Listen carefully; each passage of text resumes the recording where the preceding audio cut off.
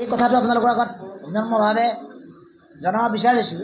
আজিৰ এই সংবাদ মেলত অনুসূচিত জাতি যুৱ চামৰ অসমৰ কেন্দ্ৰীয় সমিতিৰ 5জন বিষয়ববীয়াৰ বাহিৰে সমূহ কেন্দ্ৰীয় বিষয়ববীয়া, লখিমপুৰ জিলা সমিতিৰ সভাপতি, ডিব্ৰুগড় জিলা সমিতিৰ সাধাৰণ সম্পাদক, নগাঁও জিলা সমিতিৰ কনীয়া, গোলাঘাট জিলা সমিতিৰ সভাপতি সম্পাদকসকল আৰু যোৰহাটৰ যি 6খন আঞ্চলিক কমিটি, আটাইকেইখন আঞ্চলিক কমিটিৰ সভাপতি আৰু সন্মানীয় সতীৰ্থসকলে ইয়াত অংশগ্ৰহণ কৰিছে। আৰু ইয়াৰ পৰাই আপোনালোকক এটা কথা আমি নিশ্চিত প্ৰদান কৰিছোঁ যে যিহেতু আমি এটা গণতান্ত্ৰিকভাৱে পৰিচালিত এটা আমি অনুসূচিত জাতিৰ যুৱ সংগঠন, ছাত্ৰ সংগঠন, আমি আমাৰ নিৰ্দিষ্ট নিয়মাৱলী আৰু সংবিধানৰ আধাৰত এই সংগঠন পৰিচালনা কৰোঁ। সংগঠন পৰিচালনা কৰোঁতে কিছু সাংগঠনিক নীতি নিয়ম যিহেতু আমি মানিবলৈ প্ৰত্যেকে দায়বদ্ধ, গতিকে সংগঠন বিৰোধী কৰ্ম বা জাতি বিৰোধী কৰ্মত লিপ্ত হ'লে আমাৰ সংবিধান অনুযায়ী প্ৰথমে কাৰ্যনিৰ্বাহক সভা, তাৰ পৰৱৰ্তী সময়ত সাধাৰণ সভাত সমগ্ৰ বিষয়বিলাক আলোচনা হ'ব আৰু আলোচনা মৰ্মে লোৱা সিদ্ধান্ত সংবাদ মাধ্যমৰ জৰিয়তে আমি অসমৰ ৰাইজক অৱগত কৰোঁ। এইটো আমাৰ যোৱা বিগত 10 বছৰৰ এক কাৰ্যপ্ৰণালী। আজি যোৰহাট জিলা কমিটিয়ে এখন সাধাৰণ সভা অনুষ্ঠিত কৰিছিলে আৰু এই সাধাৰণ সভাখনলৈ অংশগ্ৰহণ কৰিবলৈ যোৰহাট জিলা কমিটিৰ সমূহ সতীৰ্থ, আটাইকেইখন আঞ্চলিক কমিটিৰ সতীৰ্থসকল, কেন্দ্ৰীয় সমিতিৰ সভাপতি, সাধাৰণ সম্পাদক প্ৰমুখ সতীৰ্থসকল আৰু অসমৰ কেইবাখনো জিলাৰ সভাপতি, সাধাৰণ সম্পাদকসকলে শুভেচ্ছামূলক ভাৱে আজি সভাত অংশগ্ৰহণ কৰিবলৈ আমি আহিছিলোঁ। কিন্তু সভাখন আৰম্ভ হোৱাৰ প্ৰাক মুহূৰ্তত এক অপ্ৰীতিকৰ পৰিস্থিতিৰ সৃষ্টি হ'ল আৰু এই অপ্ৰীতিকৰ পৰিস্থিতিৰ সৃষ্টি কৰা মূল ব্যক্তি দুজন হ'ল যোৱা 7 ছেপ্টেম্বৰ তাৰিখে দৰং জিলা সমিতিৰ উদ্যোগত চিপাঝাৰৰ বিজুলীবাৰী মাৰৈ ৰাজহুৱা সভাগৃহত অনুষ্ঠিত অনুসূচিত জাতি যুৱ চামৰ অসমৰ কেন্দ্ৰীয় সাধাৰণ সভাত বহিষ্কৃত হোৱা যোৰহাট জিলাৰ এসময়ৰ প্ৰতিনিধি, কেন্দ্ৰীয় সমিতিৰ উপসভাপতি আৰু সাধাৰণ সম্পাদক মুক্তিনাথ দাস আৰু অমিত প্ৰাণ দাস, আমাৰ দুজন সতীৰ্থ। এইখন দাঙি ধৰিছে ভালদৰে। এই দুজন ব্যক্তি মই এইকাৰণে আপোনালোকক চিনাকি কৰাই দিছোঁ, কিছু সময় পূৰ্বে অনুসূচিত জাতিৰ ইতিহাসত যোৰহাটৰ মান সন্মানত কালিমা সানি অনুসূচিত জাতিক বদনামী কৰি এই দুজন ব্যক্তি, অমিত প্ৰাণ দাস, এখেতৰ ঘৰ জামখনা বালিগাঁও, এখেত কেন্দ্ৰীয় কমিটি যোৱা 7 ছেপ্টেম্বৰ তাৰিখলৈকে সাধাৰণ সম্পাদক অধিষ্ঠিত হৈ আছিলে আৰু এখেত মুক্তিনাথ দাস, এখেতৰ ঘৰ মালৌখাট যোৰহাট, এখেত আমাৰ কেন্দ্ৰীয় কমিটিৰ উপসভাপতি হিচাপে 7 তাৰিখলৈকে কাৰ্যনিৰ্বাহ কৰি আছিলে। আজি 11 ছেপ্টেম্বৰ বিভিন্ন ধৰণৰ অভিযোগ প্ৰতি অভিযোগ সাংঘাতিক সংঘাতৰ বাবে যোৱা 29 আগষ্ট তাৰিখে কেন্দ্ৰীয় সমিতিয়ে যোৱা 7 ছেপ্টেম্বৰ তাৰিখে এখন সভাৰ আহ্বান কৰিলোঁ, কেন্দ্ৰীয় সাধাৰণ সভা, আৰু সেই সভাত অংশগ্ৰহণ কৰি আভ্যন্তৰীণ বিষয়বিলাক আলোচনা বিলোচনাৰ এক বিধি ব্যৱস্থা আমি কৰিলোঁ। কিন্তু এই সাধাৰণ সভাখনত উপস্থিত থকাৰ পৰিৱৰ্তে এই দুজন ব্যক্তিৰ লগতে কেন্দ্ৰীয় সমিতিৰ উপসভাপতি তথা বোকাখাটৰ হেমকান্ত দাস, ডিব্ৰুগড়ৰ অভিজিত দাস, সুমিত প্ৰীতম দাস আৰু ভুৱন দাসে, অৰ্থাৎ এই 6জন ব্যক্তিয়ে 7 তাৰিখে মঙলদৈত অনুষ্ঠিত হোৱা কেন্দ্ৰীয় বিশেষ সাধাৰণ সভাত উপস্থিত থকা বা অংশগ্ৰহণ কৰাৰ পৰিৱৰ্তে আকস্মিকভাৱে 5টা দিনৰ পূৰ্বে 2 ছেপ্টেম্বৰ তাৰিখে ডিব্ৰুগড় প্ৰেছ ক্লাবত এখন সংবাদ অনুষ্ঠিত কৰি সংগঠনটোৰ সভাপতি ৰুবুল দাসক বহিষ্কাৰ কৰাৰ লগতে কেন্দ্ৰীয় সমিতিখন ভংগ বুলি তেওঁলোকে ঘোষণা কৰিলে। আমি সেইখন প্ৰতিক্ৰিয়া প্ৰকাশ নকৰিলোঁ। যদি ব্যক্তিগতভাৱে কেন্দ্ৰীয় সভাপতি নহয় ৰুবুল দাসে মই প্ৰতিক্ৰিয়া প্ৰকাশ কৰিছিলোঁ, সংগঠন হিচাপে সমূহভাৱে আমি প্ৰতিক্ৰিয়া প্ৰকাশ নকৰিলোঁ। কাৰণ 7 ছেপ্টেম্বৰ তাৰিখে আমাৰ সভা আহ্বান কৰা হৈছিলে। সভা অনুষ্ঠিত হ'ল,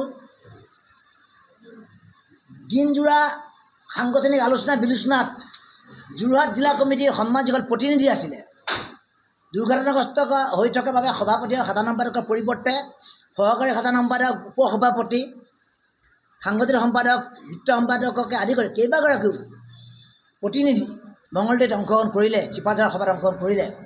কিন্তু যি 5জন কেন্দ্ৰীয় কমিটিৰ সদস্যই স্বয়ং কেন্দ্ৰীয় কমিটিৰ সভাপতি বহিষ্কাৰ কৰা হ'ল বুলি ডিব্ৰুগড় প্ৰেছ ক্লাবত ঘোষণা কৰিছিলে, তেওঁলোকে কোনো ধৰণৰ অভিযোগ তথ্য প্ৰমাণ লৈ পেলাই আমাৰ সাধাৰণ সভাত অংশগ্ৰহণ নকৰা সমগ্ৰ অসমৰ প্ৰতিনিধিসকলে আলোচনা বিলোচনাৰ অন্তত সিদ্ধান্ত গ্ৰহণ কৰিলে এওঁলোকক সংগঠনৰ পৰা বহিষ্কাৰ কৰা হ'ল।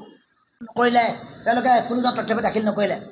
সংবাদ মাধ্যমৰ মঞ্চত বা আমাৰ হোৱাটছআপ গ্ৰুপত বা ছপা মাধ্যমৰ বাতৰি কাকতৰ সংগঠনৰ আভ্যন্তৰীণ সাংগঠনিক পৰিচালনা নহয় বন্ধুসকল। আপোনালোকে আমাক যুক্তি সহকাৰে আপোনালোকে আমাক ভুলবোৰ দেখুৱাই দিব, আমাৰ কৰ্মসূচী সমালোচনা কৰিব, দিহা পৰামৰ্শ দিব। কিন্তু সংবাদ মাধ্যমত কেৱল যদি মই কৈ থাকোঁ যে অমুকক বহিষ্কাৰ তমুকক বহিষ্কাৰ, ই নীতিগত বিষয় নহয়। আৰু সেইবাবেই নীতিগত বিষয়টো আমাৰ সংগঠনৰ মঞ্চত হ'ব লাগিব। মঞ্চত তেওঁলোকে যিসকল সতীৰ্থত তেওঁলোকক নেতা পাতিছিলে, সেইসকল সতীৰ্থৰ কাষলৈ তেওঁলোকে আহিবলৈ সাহস নকৰিলে। যিসকল সদনে তেওঁলোকক নেতা পাতিছিলে, সেই সদনৰ সন্মুখত তেওঁলোক আহিব নোৱাৰি, তেওঁলোক পলাই গৈ এবাৰ ডিব্ৰুগড় আৰু যোৱা পৰহিদিনা তেওঁলোকে দিছপুৰত সংবাদ পাতিলে। সংবাদ পাতিছে, আমাৰ বিৰুদ্ধে অভিযোগ দিছে, আমি আদালতৰ কাষ চাপিবলৈ বিচাৰিছোঁ, থানাৰ যিমান কাষ চাপিছোঁ, এই কথা চলি থাকিব। কিন্তু সাংবাদিকত মই আৰু এটা কথা ক'ব বিচাৰোঁ, এই যে এই ফটোগ্ৰাফখন চাওক, এই ফটোগ্ৰাফখন আমি এইকাৰণে দেখুৱাইছোঁ, এইখন যোৱা পৰহি দিনা গুৱাহাটী মহানগৰী দিছপুৰ প্ৰেছ ক্লাবত অনুষ্ঠিত হোৱা এখন সংবাদমেল। আপোনালোকে দেখিছে ইয়াত অমৃতপ্ৰাণ দাস, মুক্তিনাথ দাস সহ সতীৰ্থ বহি আছে। এই সংবাদমেলখনৰ যিখন বেনাৰ, এই বেনাৰখন আপোনালোকে অকণমান চাব আৰু পাৰিলে আপোনালোকে অলপ জুম কৰি দেখুৱাব। ইয়াত নাম আছে অনুসূচিত জাতি যুৱ পৰিষদ অসম। ইয়াত প্ৰতীক চিহ্ন ব্যৱহাৰ কৰা হৈছে অনুসূচিত জাতি সংগ্ৰাম যুৱ পৰিষদ। ই কেনেধৰণৰ নীতি? অৰ্থাৎ যি 5জন সতীৰ্থক বহিষ্কাৰ কৰিছিলোঁ, তেওঁলোকে সংগ্ৰামী যুৱ পৰিষদৰ লগত লগ লাগি আমাৰ সংগঠনটোক ভাগ কৰা, অনুসূচিত বদনাম কৰা কামত জড়িত হৈছে নেকি? আমাৰ মানে প্ৰশ্ন আহিছে। নহ'লে এনেধৰণে বেনাৰ এটা সংগঠনৰ নাম, এটা সংগঠনৰ প্ৰতিক্ৰিয়া ব্যৱহাৰ কৰিব। যদি তেওঁলোক কেৱল আমাৰ সংগঠনৰ সতীৰ্থ হিচাপে আমাৰ বিৰুদ্ধে কথা ক'ব লাগে, তেওঁলোকে এনেকৈ দুটা সংগঠনৰ নাম ব্যৱহাৰ কিয় কৰিলে? তেওঁলোকৰতো আৰু মস্তিষ্ক গণ্ডগোল হোৱা নাই, কাৰণ তেওঁলোকেতো বাৰম্বাৰ অনুসূচিত জাতি যুৱ পৰিষদৰ সভাপতি ৰুবুল দাসৰ ব্যক্তিগত চৰিত্ৰ হননৰ কথা কৈ আছে, আমিতো দেখিছোঁ। তেওঁলোকে সুস্থ সবল মস্তিষ্কৰ কথা কৈছে। মস্তিষ্ক বা বিকাৰগ্ৰস্ত মানুহে এনেকৈ মানে ভুল কথা ক'ব। এইখন বেনাৰ। গতিকে আমাৰ সন্দেহ হৈছে, এই অনুসূচিত জাতি সংগ্ৰামী যুৱ পৰিষদ নামৰ সংগঠনটোৱে স্পষ্ট কৰিব লাগে, তেওঁলোকে এইসকল বহিষ্কৃত ব্যক্তিৰ লগত লগ লাগি আমাৰ সংগঠন ভাঙিবলৈ চেষ্টা কিয় কৰিছে। দ্বিতীয় কথাটো হ'ল যিসকল ব্যক্তিয়ে সংবাদমেলৰ জৰিয়তে কেৱল সংবাদ মাধ্যমক, ছ'চিয়েল মিডিয়াক আশ্ৰয় কৰি এক ভুৱা প্ৰচাৰ কৰিছে, এক অপপ্ৰচাৰ কৰিছে, তেওঁলোকে যিবোৰ অভিযোগ দিছে, তেওঁলোকৰ সাহস থকালে তেওঁলোকে আমাৰ সদনলৈ আহিলেহেঁতেন। এতিয়া আমাৰ আপোনালোকৰ ওচৰত এটাই কথা, সমগ্ৰ যোৰহাটবাসী ৰাইজক এটাই বিনম্ৰ আহ্বান, ইতিহাস চাব আপোনালোকে। বিগত 10টা বছৰ অনুসূচিত যুৱ পৰিষদ অসমে নিজস্ব গতিৰে নিজস্ব কৰ্মসূচী ৰূপায়ণ কৰি আহিছোঁ। মাজে মাজে সাংগঠনিক সংঘাত থাকিব পাৰে, কাৰণ এটা পৰিয়ালত থকা সকলো সদস্যৰ মত একে নহ'ব পাৰে, স্বাভাৱিকতে থাকিব। কিন্তু পৰিয়ালটোক ভাঙি চিঙি চুৰমাৰ কৰা যি লক্ষ্য উদ্দেশ্য, তেওঁলোকৰ যি কু অভিগনি, ইয়াৰ লগত কোন আছে? ইয়াৰ লগত চৰকাৰ তেওঁলোকৰ লগত জড়িত হৈ আছে।